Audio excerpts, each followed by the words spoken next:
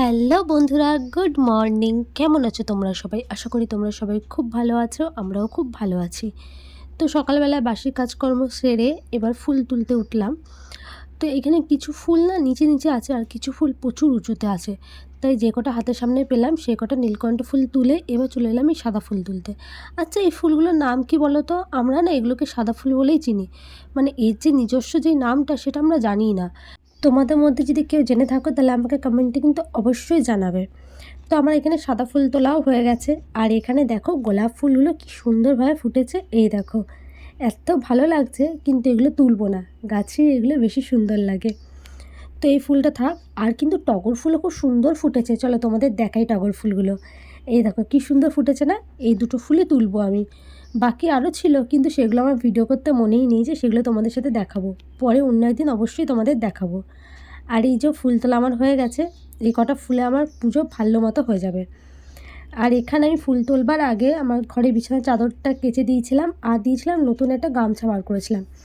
তো এই দুটোই আমি কেচে দিয়েছি। আগের ব্লগে তোমাদের বললাম না যে আমার গামছাটা নষ্ট হয়ে গেছে, তো তার জন্য একটা গামছা বার করে সারা রাত নুন জলে ভিজিয়ে রেখেছিলাম, আর সকালবেলায় দুটো একবারে কেচে দিলাম। চাদরটাও বহু দিন কাচা হয়নি, তো কেচে এবার এগুলো মিলে দিই। তারপর আমার ছেলেকে আবার রেডি করব। আজকে ওর ড্রয়িংয়ের ক্লাস আছে, তো ওকে আবার রেডি করতে হবে। এই যে ওকে আমি হাত মুখ ধুইয়ে নিয়ে চলে এসেছি। আর এখানে না কিছু দিয়ে কথা শুনছিল না, খুব বদমাইশি করছিল, তো ওকে খুব বকেছি। তো বকবার পর খারাপও লাগছে, তো কিছুতেই যেতে চাইছে না আজকে ড্রয়িংয়ে। আর পরপর দুদিন যেন যায়নি, সপ্তাহে দুদিন হয়, মানে এর আগের সপ্তাহে একদিন যায়নি আর এই সপ্তাহে আর একদিন যায়নি। এত কামাই করা তো ঠিক না বলো, এর জন্য বকা দিয়েছি। তো খুব মন খারাপ। এখানে ওর দা ভাই ওকে বোঝাচ্ছে, আর আমারও খারাপ লাগছে বকা দিয়েছি বলে। ও আবার ঘুরে ঘুরে দেখছিল আমি দাঁড়িয়ে আছি নাকি। তো দা ভাই ওকে বুঝিয়ে বুঝিয়ে নিয়ে যাচ্ছে, ও তো কি মুখ চোখ লাল হয়ে গেছে। তো কষ্ট হচ্ছিল বকবার পর, যে ছেলেটাকে বেকার বেকার বকলাম। কিন্তু একটু শাসন না করলেও হবে না, নাহলে এই অভ্যাসটাও থেকে যাবে। ও জানবে আমি একটু কাঁদবো, তাহলে মা আমাকে আর পাঠাবে না পড়তে বা ড্রয়িংয়ে। পড়তে তো যায় না, ড্রয়িংয়ে। আর এখানে আমি চালগুলো নিয়ে নিচ্ছি, এবার চাল ধোবো, ধুয়ে ভাতটা বসিয়ে দেবো। তো চাল নেওয়া হয়ে গেছে, চলো এবার চালটাকে ভালো করে ধুয়ে নিই। আর আজকে আমি আছি শ্বশুর বাড়িতে। তো শ্বশুরবাড়িতে রয়েছে, রান্নাবান্না করতে হবে। রান্নাবান্না সচরাচর শাশুড়ি মা থাকলে তিনিই করেন, যেহেতু শাশুড়ি মা নেই সেহেতু আমি করছি। তো চলো চালগুলো এবার ধুয়ে নিই।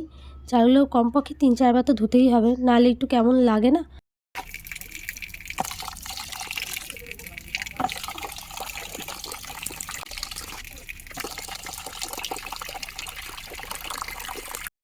আমার চাল ধোয়া হয়ে গেছে, এবার প্রেশার কুকারে বসিয়ে দেবো। আর কড়াইটা দেখেছো দাগটা? ওই দাগটা কিন্তু এখনও ওঠেনি জানো, ওই দাগটা পুরো স্টিকি হয়ে গেছে। দাগটা বোধহয় আর উঠবে না।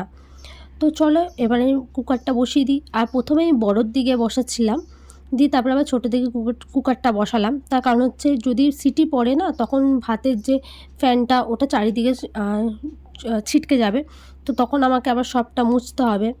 তো সগড়ি ব্যাপারটা আছে, তো তার জন্য মনে পড়ে গেল, এই জন্য আমি ছোটোর দিকে আগে বসিয়ে দিলাম। এবার চলো ভাতটা বসিয়ে দিই।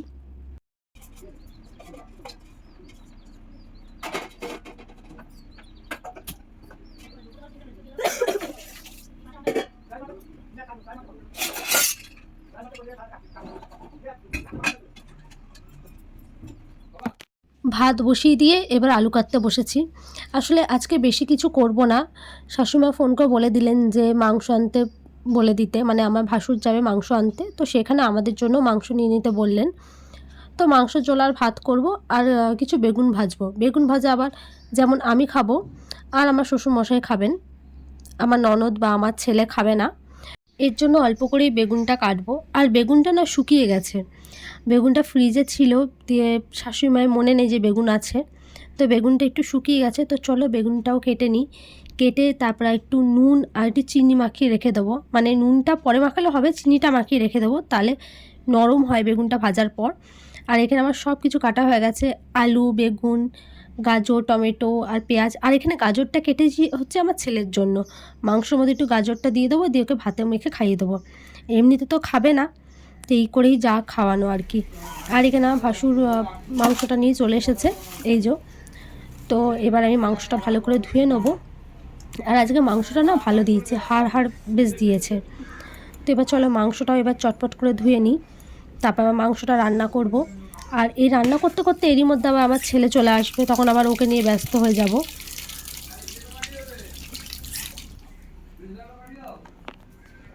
এখানে মাংসটা ধুয়ে আমি আলুটা ভাজতে বসিয়ে দিয়েছি, আর একটু আলুটা বেশিই দিয়েছি, তার কারণ হচ্ছে মাংসতে যেহেতু একটাই ঝোল আর মাংসতে সবাই আলু খুঁজবে, তো আমি বসিয়ে দিচ্ছি। তারপর আমার খেয়াল পড়লো যে এখানে তো রসুন বাটাই নেই।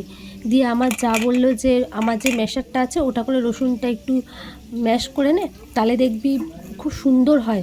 আর ওর যেহেতু এটা ছোটো ছোটো ফাঁকাগুলো রয়েছে, আর আমিও দেখলাম যে হ্যাঁ ঠিকই তো, একদম ঝিরিঝিরি পাড়াই হচ্ছে। তো আমি আর পেস্ট করিনি, আমি এইভাবে ম্যাশারে একটু ম্যাশ করে নিলাম। দিয়ে তারপরে এখানে পেঁয়াজ টমেটো তেলের মধ্যে ভালো মতো দিয়ে এটা একটু ভেজে নিই, দিয়ে মশলাগুলো দেবো। মশলা দিয়ে তারপরে আমি মাংসটা ভালো করে কষাচ্ছি। আর এখানে না ভিডিও করতে সত্যি ভুলে গেছিলাম, তার কারণ হচ্ছে খুব তাড়াহুড়ো লেগেছে। আমি জানি যে আমি যত তাড়াতাড়ি করবো আমারই সুবিধা হবে, তার কারণ ছেলেটা চলে এলে তখন ছেলেটাকে আমি খাওয়াতে পারবো। তো এই কথা বলতে বলতে মাংসের ঝোল বসিয়েছি আর আমার ছেলে চলে এসেছে। তো তারপরে এই যে ওর জন্য একটু মুড়ি মেখে দিলাম, যেহেতু চপ আছে। আমার ভাসুর চপ নিয়ে এসেছিলেন, তো তখন ও দেখে ও বলছে আমি মুড়ি খাবো চপ দিয়ে, আমি আর ভাত খাবো না। তো যাই হোক একটুখানি মুড়ি নিলাম, যেটার মধ্যে ও একটু খাবে আমি একটু খাবো, আমিও সকাল দিয়ে সেরকম কিছু খাইনি, তো ওকে একটু খাওয়াচ্ছি। আর আমি এক দু গাল মুখে নেবো। আর ও কিছুতেই যেন তো খেতে চায় না, পেটের অবস্থা হচ্ছে পেটটা একদম লেগে গেছে। ওকে যত বলি বাবু একটু খাও একটু খাও, ও কিছুতেই খেতে চায় না। কত রকম ভুলিয়ে ভালিয়ে ওকে খাওয়ানো খাওয়ানো হয়।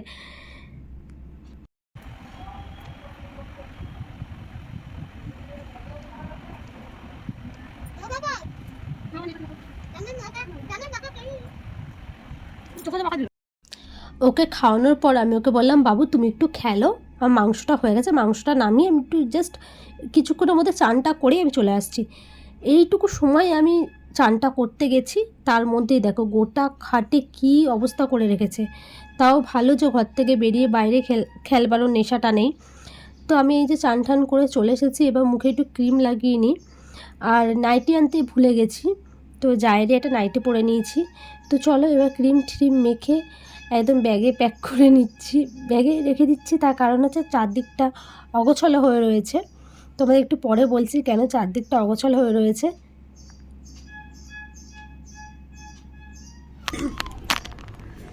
তো বন্ধুরা আমার খাওয়া হয়ে গেছে দুপুরবেলায়, আমার ছেলেকেও খাইয়ে দিয়েছি। এবার একটু বিশ্রাম নেবো। বিশ্রাম নেওয়ার আগে এই যে এইদিকে যে ছড়ানো ছিটানো আছে এটা একটু ঠিক করে নেবো, তারপর শোবো।